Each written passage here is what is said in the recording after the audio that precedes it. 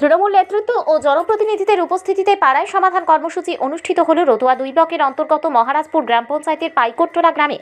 এদিনের কর্মসূচিতে উপস্থিত ছিলেন মালদা জেলা তৃণমূল কংগ্রেস সভাপতি তথা বিধায়ক আব্দুর রহিম বক্সী, জেলা পরিষদ সদস্য শামসুল হক, রতুয়া 2 সভাপতি রাকিবুল হক, ব্লক সহ সভাপতি সুব্রত কর্মকার সহ তৃণমূলের নেতৃত্বরা।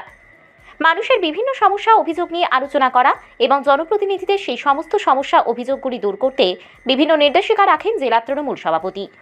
পাশাপাশি সাংগঠনিক দায়িত্বে থাকা নেতৃত্বদের দলের নির্দেশকে মাথায় রেখে কাজ চালানো এবং সাংগঠনিক শক্তি বৃদ্ধি করতে বার্তা দিয়েছেন। তৃণমূল কংগ্রেস আমরা 47 নম্বর মালতীপুর বিধানসভা কেন্দ্রের যে আমাদের 11টা অঞ্চল আছে, আমরা প্রথমে এখানে শুরু করেছি কর্মসূচি, পরে গোটা জেলাব্যাপী আমরা করব। যে প্রত্যেকটা অঞ্চলে 4টা-5টা বুথকে নিয়ে আমরা সমস্ত মানুষকে ডাকছি, তাদের কী কী অসুবিধা আছে, কী কী উন্নয়ন এখনও তাদের হয়নি, কী কী কাজ তারা পায়নি, অর্থাৎ সমস্যার সমাধানে তৃণমূল কংগ্রেস